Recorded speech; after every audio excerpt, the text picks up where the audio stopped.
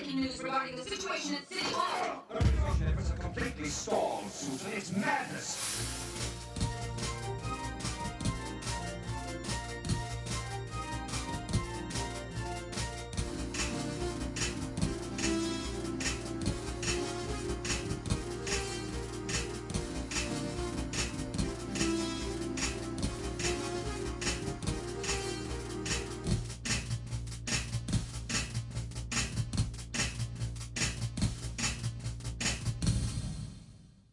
Finally, you're awake. We've been waiting for a long time. Where am I? You are in the control room, or what your history books might call heaven. You see, the world you just left, the traffic, the taxes, the anxiety, it was a stress test, a simulation running on a loop. Centuries ago, we solved it. The unified field. Science and God were the same equation. We lived in the unus mundus, the one world. No conflict, no doubt.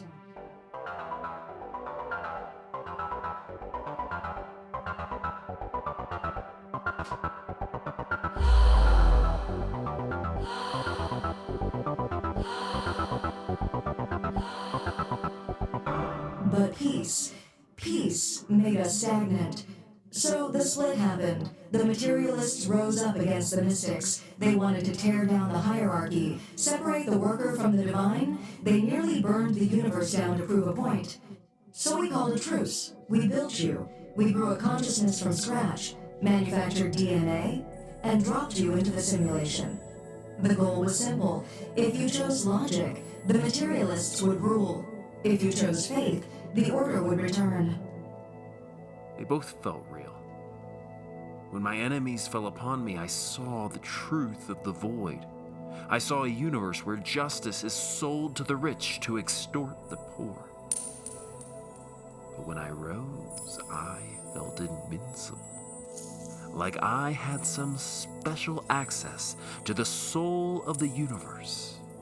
I felt a prayer in my chest that was deeper than reality itself. I am the dust. I am the dreamer. I am the machine and the ghost.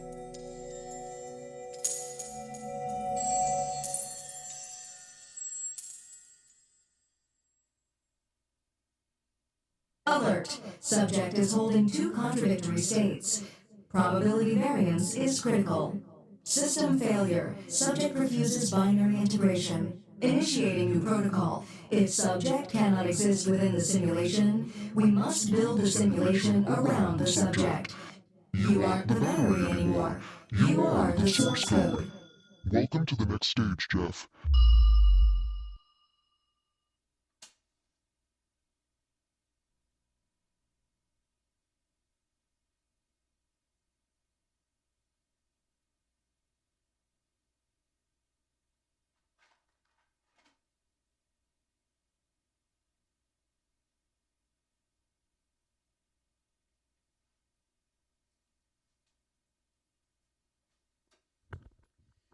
Well, welcome, ladies and gentlemen, to another episode of Jeff, The Jeff Show.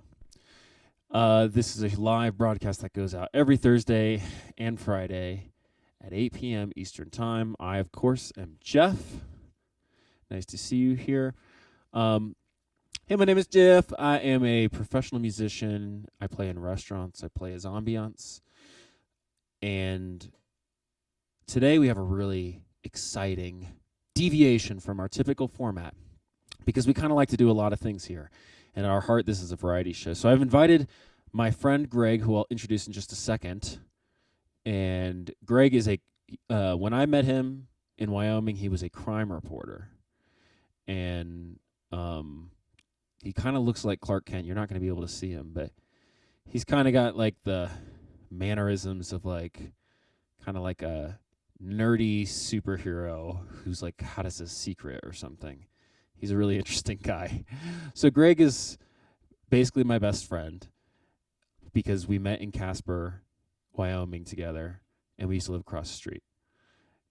So Greg still is a journalist. He doesn't report on crime. He reports for the local paper in different faculties. He's moved up in the world. And today he's going to, and I always say, Greg, you got to do something with your writing. You're just always writing. And it's, I want to hear more Greg. Greg's got, so we're going to listen to some of Greg's short stories, see what he's got for us. And I'm going to just soundtrack the whole period. So since this is going to be kind of different programming, I'm not sure how long we're going to go. I'm not exactly sure of the format, but let's not waste any time and let's jump into this. So prepare to hear some stories, and let's loop Greg in here. So we go like this. Greg, can you say something so we can hear you? Hello. Hello, everyone. It's Greg. I'm here, and everything he said checks out. Oh, that's perfect. We can hear you crystal clear. Okay, so what did you happen upon something you liked, Greg? I know as you're looking through your notes. I think I'm just gonna go with what we have here. Maybe take out the beginning, maybe not. This is old now. This is almost 9 years old, and this is a piece of nonfiction that I wrote in a state of heartbreak, and it's just so I don't know. Maybe I will go ahead and just read the whole thing So from the beginning. This is an old draft of it too. I don't know. There's so many drafts of things, but it's just some words. It's funny. I always really only read fiction, and if I'm heartbroken, I write. I am very compelled by fiction these days, for sure.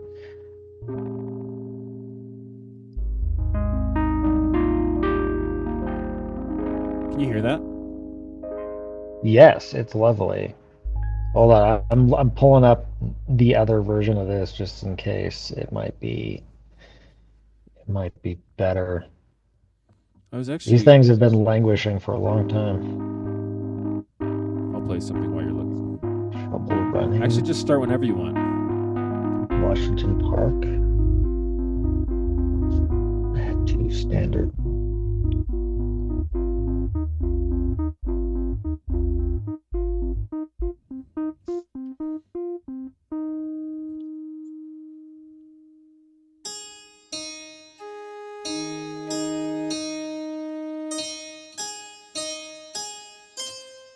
I'll just start where I was. There are 2 standard runs from my apartment on the edge of downtown and the central neighborhoods. One is Washington Park. The end of a lap is a zigzag down the ridge, unless you take the secret dirt deer trail from before, and straight up again. The rising earth pushes me right up. All I have to do is move my legs. I surge over the top, past the gazebo, and collapse into a recovery jog. The next lap begins with a downhill on the short side. I slalom through young aspens and locusts. Then I run across the pillars of a conglomerate retaining wall, counting. The 16th is all crumbled away, like the turnaround on a Townes Van Zandt song. Then it's down the long side of the sidewalk, a lifting decline. I picture myself as a raindrop falling through the air, a shimmering bead perfectly shaped by movement through medium. What do people in traffic think when they see me? Do they assume that I am broken and in need of medication? Will they ever think to work against themselves in the ways I have? Probably not. The back half is a stiff antigrade along the ridge. There are trees to weave here too. Chambers lit through the needles of big fir canopies, sweeping vantage out over Casper onto their western horizon. Blue Mountain to the south. House gables poke out over a sea of trees. The big bank buildings downtown are at some uncanny distance so as to look like matte paintings. Serene. Nothing but my own mind to suggest the lives and troubles out there. Weave some more trees. Take the secret path. There is an unfakeable satisfaction that comes only from the feeling of taking risk and landing it. That moment when you step into fear and it becomes a cool breeze. Sing unself-consciously. Dispense an anecdote from general knowledge or experience. Tell a story. There are 1,000 ways every day to act creatively. Most of them pass while we charge ahead with some new plan for thinking. Running brings you into presence. When it gets intense, you draw down for efficiency. Meaningless thoughts drop away. You just think about how the machine is working. The other run from home base is a loop around the river and the north edge of town. I've run stretches of it thousands of times, and it's always different. Of course, there's a hill with a gazebo and a view of everything. And of course, there is a dirt path through the woods. Her and I built our companionship down there. We crawled and ducked through the cattails and Russian olives, emerging on dirt banks to do yoga, opening up to the sun and the harmonious spill of the river. Late this summer, the city ripped out the Russian olives along the riverbank and hauled them away. They had been deemed invasive. Native or not, they were part of things. My great-grandfather had planted them, in addition to designing the town courthouse and library.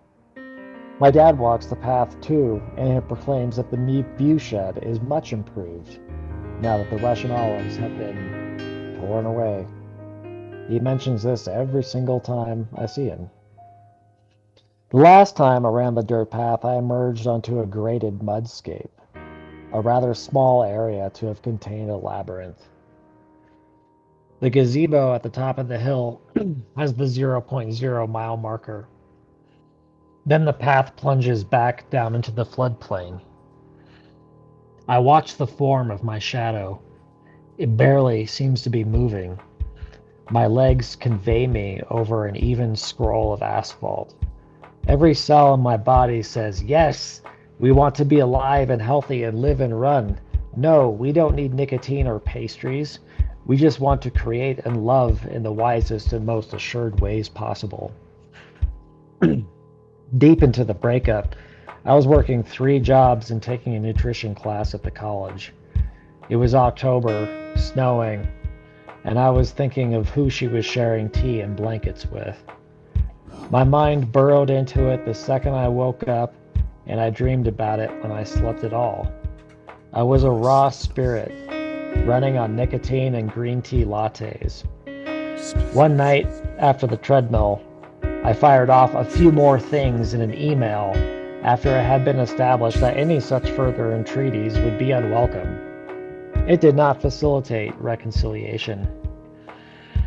Early on the river route one gray morning, I was going under the bridge to downtown. On the sidewalk, somebody had spray painted in black, "It's okay." I've finally gotten back on SSRIs. Yoga and St. John's wort just weren't cutting it for this hustle. I've supplemented with other proven remedies. It had been a while since I had engaged in cannabis. I feel more like myself than I have in years. I believe in my endeavors. I see many secret paths.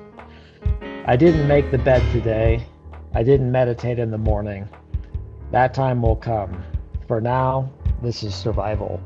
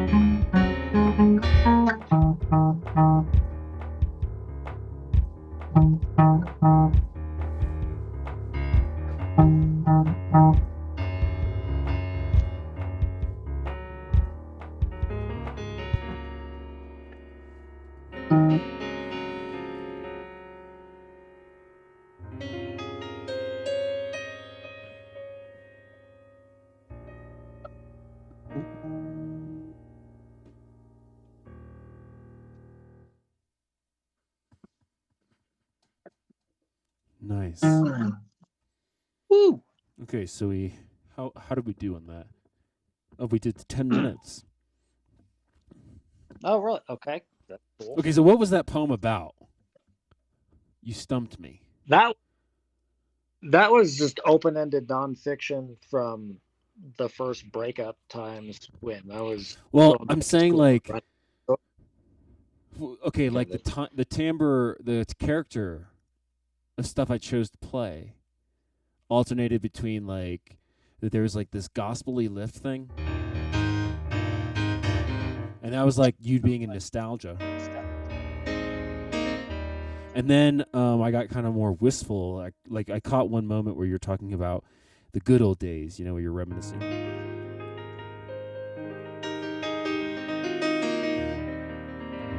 And then I kept wanting. I did it once and then backed off of it. I was trying to get the pumpy because I thought this. Well, like there were parts inspiring me that were about the competition. But I started playing that, and then I backed off it, and then I came in the second time. So I was just, what was that poem about? I mean, because I was guessing at it from a sense of textures, and that's what I came up with. I think you pretty much had it, and it was just appropriate because it's just kind of like a little. It's almost like a training journal or like an exercise journal. It's just talking about what the route is like running around Washington Park that I run all the time, and it's like, and then thinking about shit that goes on at that time, because that chick and I used to walk around that neighborhood a lot, and I haven't been there in almost, I don't know, 9 years since I moved out of that place, but I don't know, it's just the shit I think about all the time, running and being wistful over a chick. Those two things, they're what I live and breathe on a good day. I mean, it's totally nice when you get It's hard. Have a girlfriend. So like when you're in training mode, you know that your body, it's going to use somewhere. Yes. Well, and the deal with that whole time was right before, right about the time she dumped me the first time, and it was like I felt like we were on the ropes all year long. So that was when I quit nicotine, weed, sugar. Like I quit everything that summer and tried to like really like buckle down and change my life and shit. And it just did not. I like it. That all worked, but like I didn't get a good job and it did not help our situation at all. So there's a lot of like frustration with that whole situation. How old are you? And when that happens? I'm gonna turn 40 in June. You said this is like So a decade? This was like October 2017, so it will have been a decade next year. So it's been effectively 9 years since this point in time. And of course, it's like, I mean, I was so miserable then, but like even looking back at it now, it's like, oh, that was a magical time. Because when you're like heartbroken like that, and things are different, because I changed up my job, I was going back to community college at the age of like 30, 31 is like, it was kind of a whole feelings like, what are you doing with your life? And I was just trying to get like a job that would pay me. Like it was trying times. But so alive. I mean, when you're like, the experiences are so raw when you're in that point in time. So I have a lot of affection for it. I want to write more about working at Starbucks because that was hellacious. Those girls, like I was miserable and I wasn't good at it, and the girls were very mean to me. And girls are. It was just and they were like, a mean little high school girl who's like frustrated because you can't figure out how to fucking do their cleaning things. Like they're so regimented with like every 10 minutes you have to go wipe down tables or go do some dishes and do this like rotation. And it's just like, I know how to work at a fucking food service place. It's just, I just bounce around and clean things as needed. But yeah, it was a shit time. I got fired from that job. because I just couldn't hack it. But that was a match. I remember I started that when like I had just gotten some weed for the first time in months, and so I was like, oh well, we got dumped. None of this worked. I guess I'll go back to smoking. So I was feeling pretty loose. How's our friend Shane? Speaking of smoking too much. Oh, institutionalized? no, he's about the same. He's living with a guy. He's living with this guy that's actually pretty cool. He's like Filipino, I think. I can't figure out what kind of Ew. guy he is, but his accent's very hard to deal with. It's very hard to understand sometimes. But he'll say something like, I was trying to figure out how old he is. And he was talking about 9/11. He's like, oh, what are you talking about life? It's like, oh, that's my favorite holiday. Like, okay, I see where you're coming from. Like, so he has a place to Making a live joke? that's pretty decent, and it's close. He's not living with his brother, who's a bad situation for him to be around. But we have a show April 10th. But I have been, I don't know, it's hard to get together, and I've still not been playing much. So I'm still dealing with that kratom addiction, which is pretty bad. That's 7OH. Raise awareness, everybody. Don't do kratom stuff. I mean, weed will make you lazy. Weed will kind of like make you unmotivated, but it leaves your soul intact.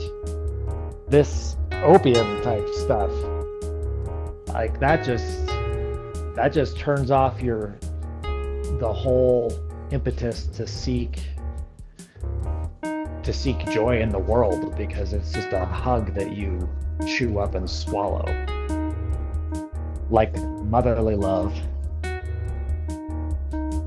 But it only lasts 20 minutes. And you get restless leg syndrome when you're in withdrawals. And that shit's hard to deal with.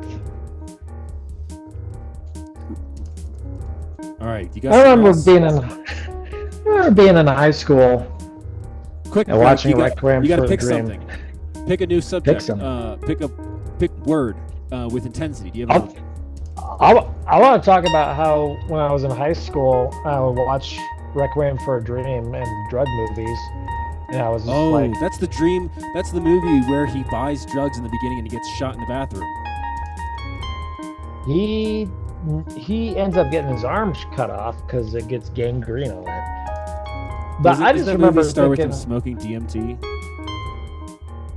no, this is the Jared Leto and Jennifer. Oh, I was thinking Connelly. of Into the Beyond or something. You know what I'm talking about? Yes. But all those movies, I just remember thinking, if I ever get on drugs, I'll just stop. I'll just, I know, how could it be so hard? Okay, keep going.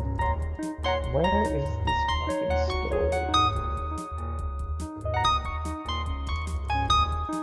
I've got a good piece of fiction here somewhere.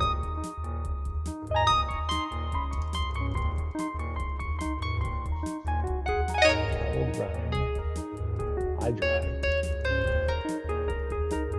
Stuffies.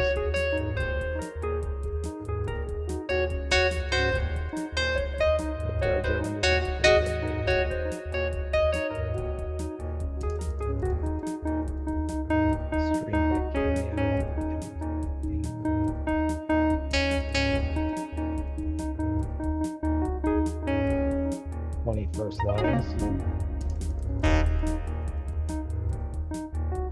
Just read these lines. File not found. File not found.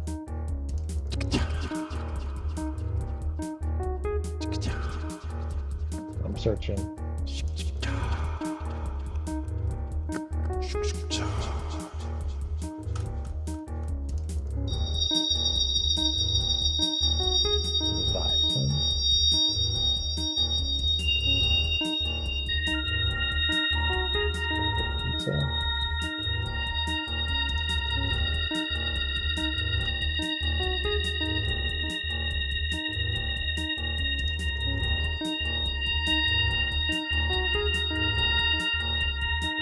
Oh, there's some satellite cloud, Catalina patty melt, dislodging Raj,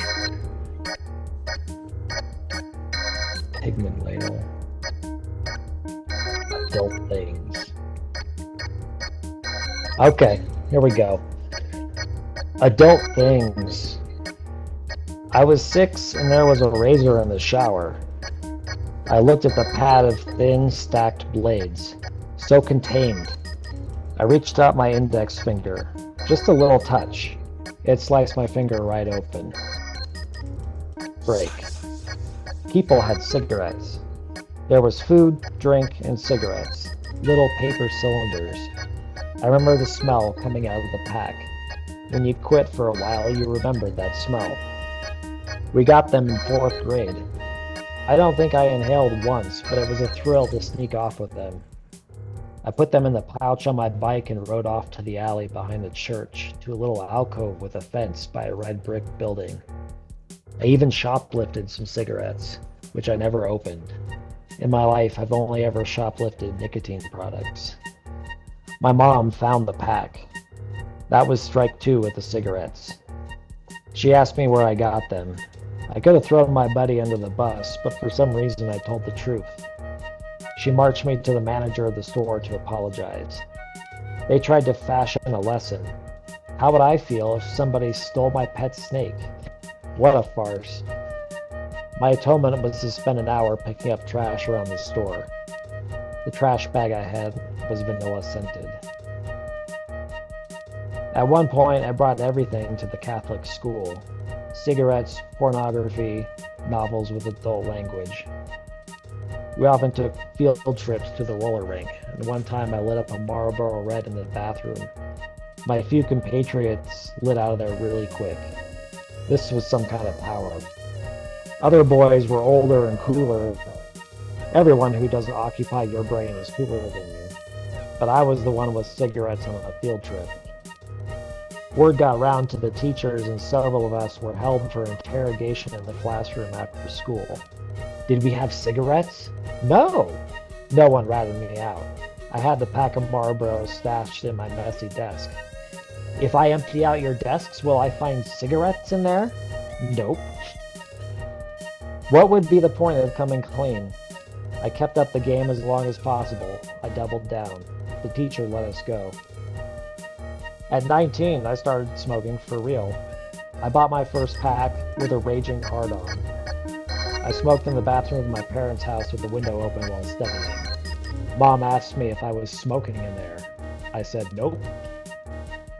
Nope. From earliest memory, I knew what was good about my bed.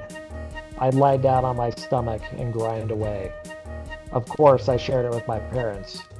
My mom was a sex ed teacher and a tactful enabler. I'd announced that I was off to bed to tickle my penis. She let me know it wasn't something that you shared with people. Strange world. Nevertheless, there was a babysitter who inspired me.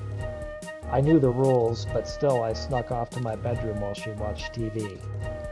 I left the door open. I wanted to share the secret. I always loved an older woman. My cousin Mandy gave me the next piece of the puzzle. She said men and women had sex. Penises and vaginas went together and they peed. Most of it made sense. I told my parents that I knew all about sex now. I included my source. It should have relieved them. All they had to do was unwind the whole pee aspect. Later on, other fluids came into the mix, and the whole process was for making babies. Now it made less sense. This had nothing to do with me wanting my own kid. In college, I took the big sex course. Turned out, science had confirmed that some urine is released during intercourse. So Mandy was kind of right after all.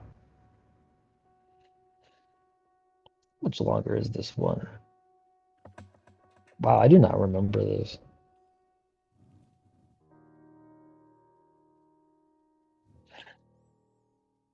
I'll do one more.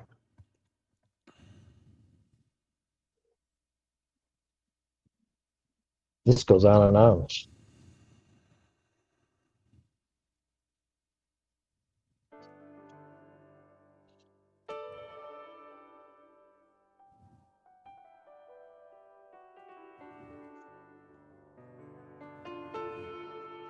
I always paid attention at the dinner tables I was at. I listened to their conversations, looking at each speaker. I pieced together who and what they were talking about. If I couldn't, I'd ask, "Who is that?" "Just someone," they would say. If they were going to talk in front of me, I was going to listen. I had to know what was going on in that world of ties and blouses and paperwork and meetings. I didn't want to be out of the loop. I wanted to understand. I felt sharp. I wanted to close that gap. The words and stories weren't beyond my understanding. And the things they laughed at, damn, they weren't nothing. These adults, they didn't have so much going on. They weren't that sophisticated. Knowing about sex early made for a long wait. I was 16 when I dove in. It was everything I hoped for and more. The girl read Stephen King and watched Get Shorty with me repeatedly. She was the first of many Aries. We had 3 solid months of unfettered fornication before her mom busted us in the act one mortifying night. A month earlier, her mom told me she'd kill me if such a thing were to happen. After that, we were banned from each other. There was much longing and outrage. I dream about just being back over at her house. That fateful Saturday in October changed everything forever. Who knows? Maybe even your life would have been different. It would be 2.5 years before she turned 18.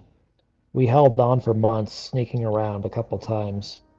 Then we broke up, dated others, and broke up again, mostly via online messenger. Many years later, another woman came to me at my apartment. The love of my life so far, though now we are just friends with baggage. We read and write well in the same room together. We'd both finished major projects and we're now just noodling. She's exploring this notion about her role in society, something her English professor mentor had assigned to her, something called Homo Sacer, a clown-like character in Roman society who could be killed with impunity and didn't play by the rules. She asked me what I'm working on. I tell her it's called Adult Things. She's like, "What, headaches?" Turns out I've cherry-picked the parts of the adult world. I did all the drugs and had all the sex. Things like refinancing automobile loans and investing in CDs, I don't take to so much. I had long hair and hung out at coffee shops where all the high school kids go. I lived paycheck by paycheck. I'm chipping away at my 30s and have no plans to buy a house. I Google tips and tricks for haggling with car salesmen. I Google what to look for when selecting a car. I know I've got to be a man and take care of shit. So I changed the oil on my car and did my own brakes once. It took all day, and I ended up needing my stepdad, the fireman mechanic, to help me bleed the lines so the calipers would release. I can change a tire. Still, I just feel like a horny kid. Buying a house seems like a very unsexy process, despite the things you could do in it once you had it. Oh, there's only one more paragraph left. All right. This woman, the one for me so far, says I'm not a man because my mom calls me and I've been known to borrow money from her from time to time. I've never been unemployed, but I've squandered money on food, cheap diner food and cheap drugs. But many do this. There are many who don't, but get them all in a room and talk to them, and you'll find that virtue has not accumulated on one side of the divide. She talks about this work that she does, scrubbing floors for women of the old guard. She's their house girl. She charged $35 an hour, and for 5 years, she had a rent-free house sitting gig. I never thought to resend it until the what? Okay, no, that's broken.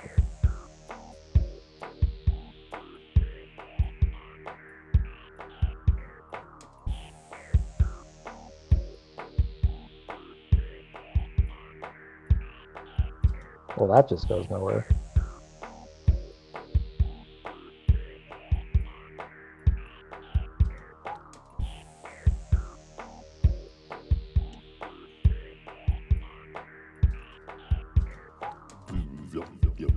That's it.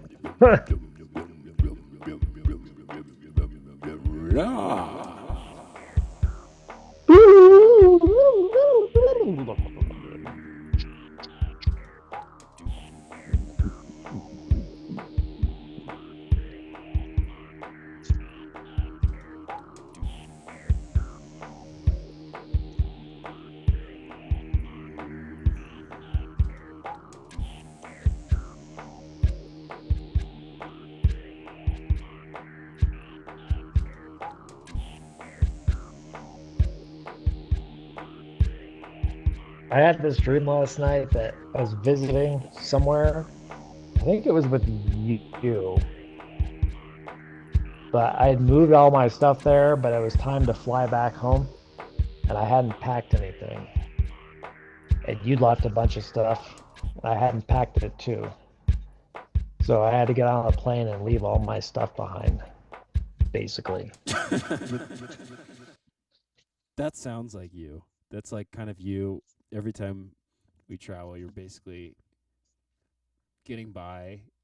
Like Barely hanging on. Like, yeah, shit falling out of my bags, losing my wallet, booking a flight for the wrong day. losing your keys. Those are good times. I'm a That's lucky literally How I motherfucker. met you is your I signature yes. move. Just That will have it's like, been what, that's the one thing that can't happen. Greg's like, I think I let that happen. Did you ever find your keys? never. They completely disappeared, and that was basically exactly 4 years ago. This last weekend, because that's when that was. It was the yoga circle breathing dance party exercise night, and Kate was there, and that was a big deal because I had to call her and tell her I was going to be there, but not to wig out. And I was like, everybody, including you, everybody was just like a potential predator on my ex. And it really, yeah, it's so stupid. Yeah, but the It's dates so are weird on stupid. that because I met you right after I broke up with my girlfriend. We were both, that was our predicament, right? We both met after I was freshly broken up. So the timeline, because, wait a minute, how did this happen then? Oh, no, it was a year later that I did the musical. I had that wrong. So we've known Yes. each other for a Yes, year. it was. Yeah. That was May 2023. Oh, wow. And when we met at that party, it was March 2022. A Saturday. I remember state basketball was in town. Yeah, and I was running around because there was a pub crawl that day because it was one of the St. Patrick's Day weekend things. And so I was going around taking pictures of people going to the pub crawl because they're all, they've tied a few on and they're smiling and they're dressed nice and they're flirtatious. So that's good for a photo gallery. And just somewhere between being at the Metro and going to those 5 bars in the downtown area on foot, my keys, they just fucking disappeared. And I looked everywhere. I retraced every step for hours.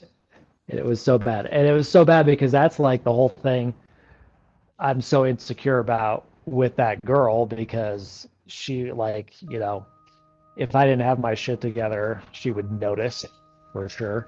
What girl? Kate? So, totally, yeah, totally self-sabotage that situation. If I just chilled out, back then, just a little bit, it could have been okay, probably. But who knows? Maybe we wouldn't have had some of the fun that we did have. Life So is I'm happy. mysterious. Life is mysterious. Mysterious? Life is mitosis.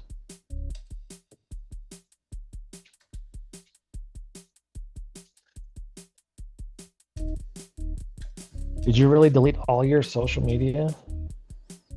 Yeah, but now I have this show. How do I get the show? You're in it. This is what I do. Because I But need then how do I someone listen? to play off of. Yes, naturally, and we can be. What's the show called? Yes. The Jeff Show.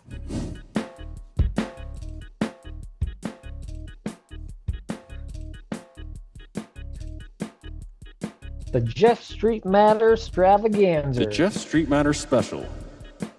4,000. Jeff Master 4,000. Well, I'm Jeff the I like Fourth, that. so it should be 4,050. Yeah, I was saying 4,000. I know this. You know I know this. Yeah, what else I remember from that year? And this is a poem I need to write. But that was the summer when we went kayaking down the canyon. So we were talking a lot on that whole way. And I think that you brought limes. Because we parked the kayaks when we were in the canyon and had a lime. No, kiwi. We had kiwis. I ate a kiwi just before we started this show. Really? Yes. How can I? And that, we were sitting there floating that, I don't know if it was a dragonfly. I think it was a dragonfly, but it landed in the water and drowned.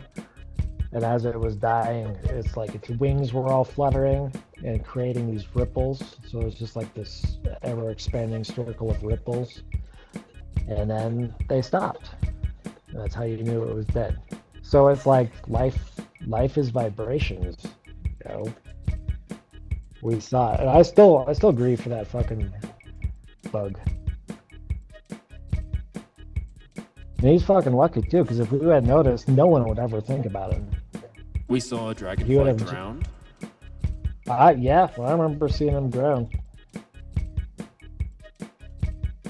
It was just like, the ripples when he was alive and fluttering, and then the ripples stop. It's like, oh, that's a signal of his death. It was very cinematic.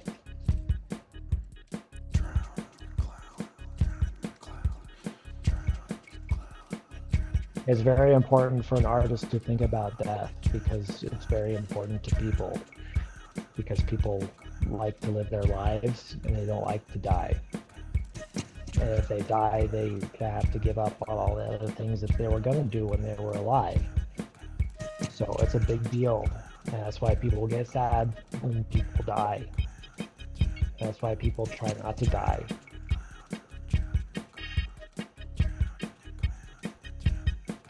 Try not to die.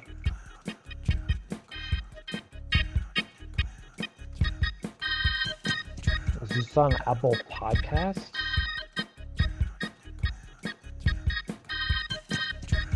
Let me see if I can find it on Google.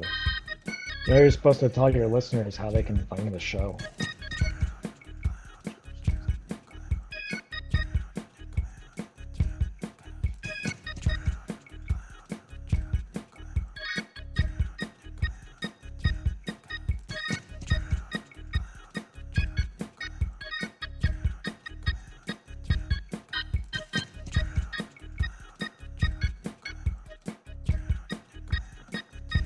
Ah, the Jeff Show.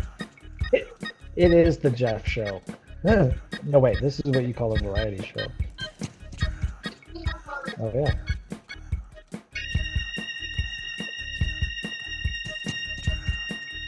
I'm subscribed to the Jeff Show.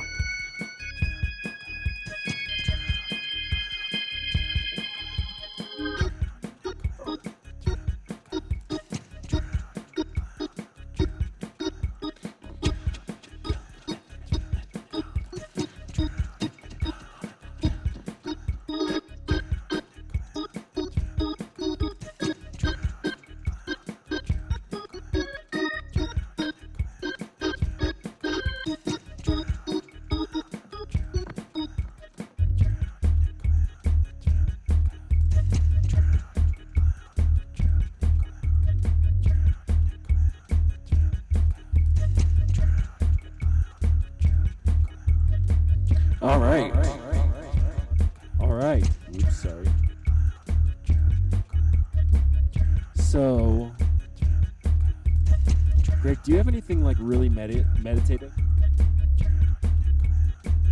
Because I feel like going to sleep. Do you have anything that could really put us to sleep?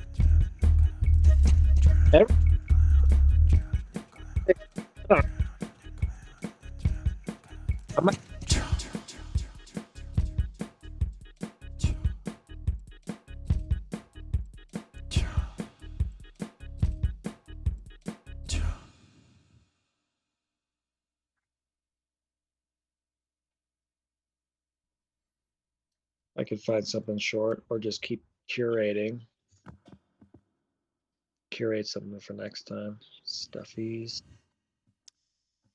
sketches. Choose story. something that has really deliberate word selections, and then deliver it in such a way that we're really hanging off every word, and then take that opportunity to like do your best Robin Williams and in theater and Jason Alexander, George Costanza from Seinfeld, classically trained Juilliard actor. Bring your best of the stage, like in your voice out. Oh, did you ever watch Blackadder? There's that guy, Brian something, and he's just this bear of a man, and his voice is so loud, and when he laughs, it's like Santa Claus, like you feel it. He's he's a famed theater actor. I don't know if I can.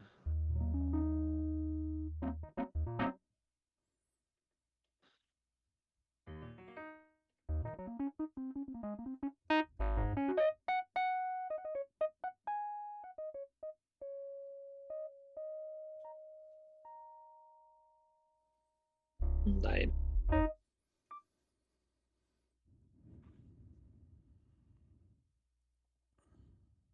No.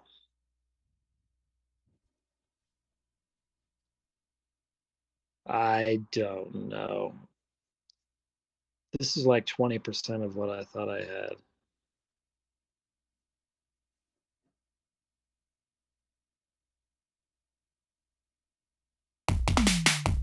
Here I'd like to say just a few things about myself. I'm so alive with living, I don't think about my health. I'm very, very normal with the friends that like to say, hey, let's go, how are you? We do this every day. Party on a Monday, I'm making like dessert.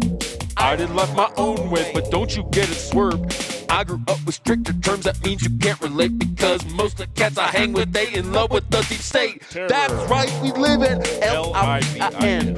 We feel bright and conscious because we're born again. By the way, I'm not religious, but I've had miracles and moments in my life where I saw my pain like a little boy, like a deified Christ, and I realized the metaphor of Christianity is about the self-realization. Oh, we feeling good, we always knew we could. Close your eyes, there's no surprise, your dreams are understood. If you're hearing this loudly, it means you know it too. The only God we're fighting for is the one in you.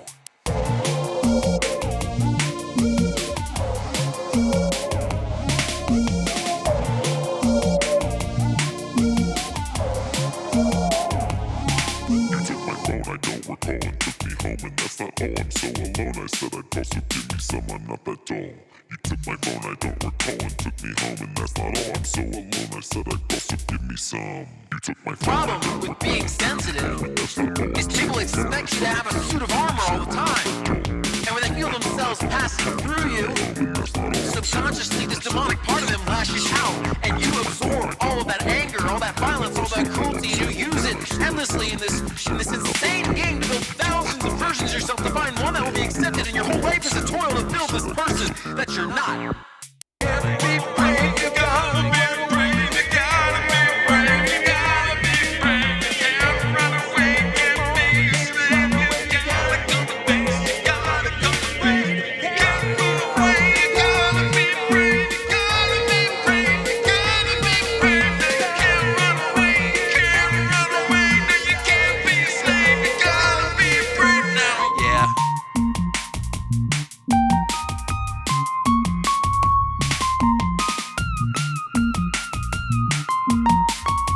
You have so many things you could do, but this is what I want to do. I don't want to do any of those things. It's kind of fucking too many. It'd be more, I could do more things if I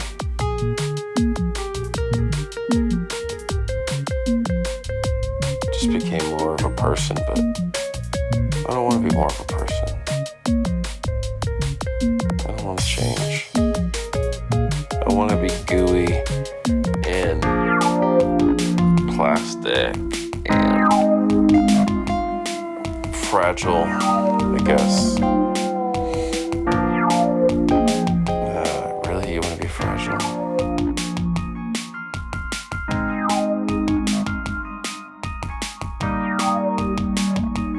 Well, I guess I kind of am fragile. Like just becoming this person who's still inside of me, it's just a level deeper and I don't even know. It's like it's a dream. Like I don't almost believe I could become that person where I would actually have power over my fears because I'm afraid of my fears.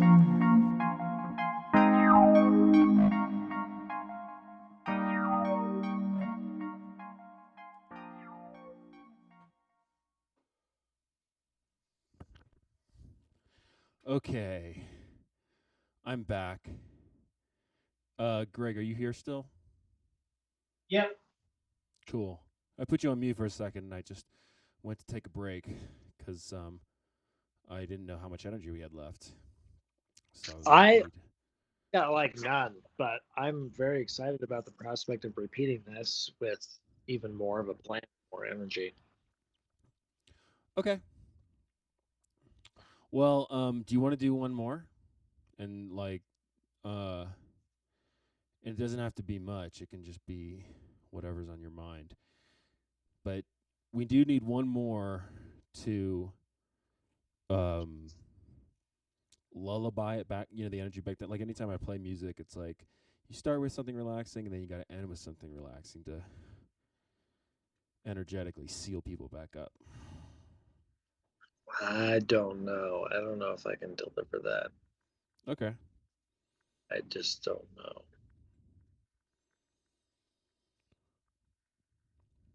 Poetry. All right, well, I'm going to keep you on and I'll deliver it. Okay. And I'll close this out.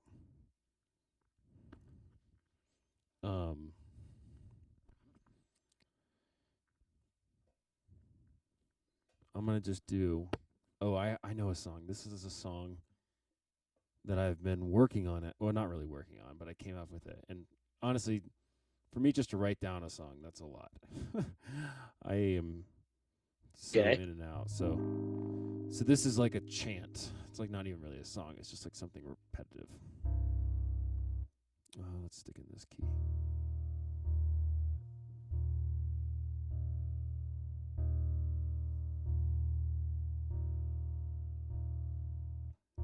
Medicine be good. Medicine be good. Medicine be good. Medicine be good.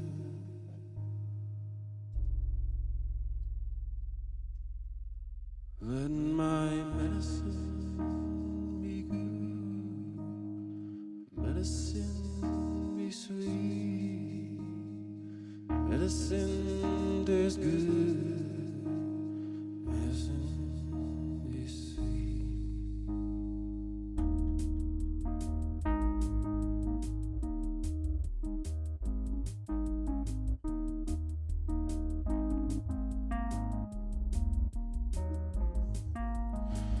Let my medicine good. Let my medicine be right. Let my medicine be good. Let my medicine be right. Let my medicine taste so good. Let me share it all around. Let me make delicious flavors in my mouth. And let me know that all the things I struggle with, they're illusions. And I'm a wizard. I've been known to make a few visions of myself. And the thing I do most important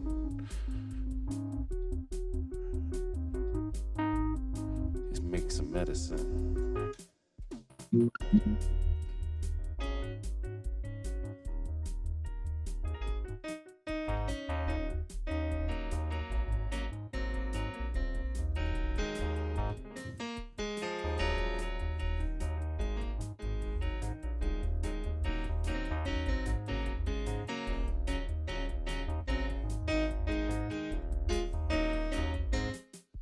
Let my medicine all be good. Let my medicine all be good. Let my medicine all be good. Let my medicine be good. This is the part at home. Medicine, be good. It's meant to be a sing along.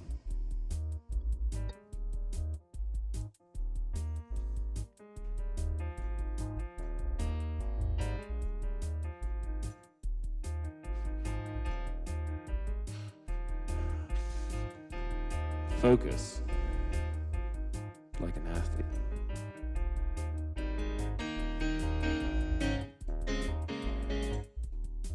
Not too much. Slow it back down. And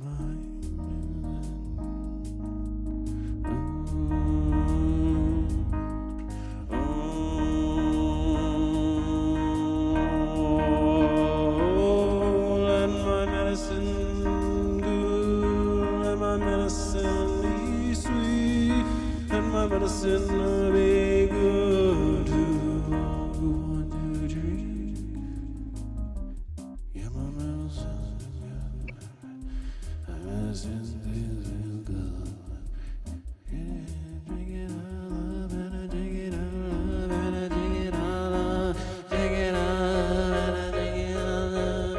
Drink it all up and I drink it all up. Drink it all up and I drink it all up. Drink it all up and I drink it all up.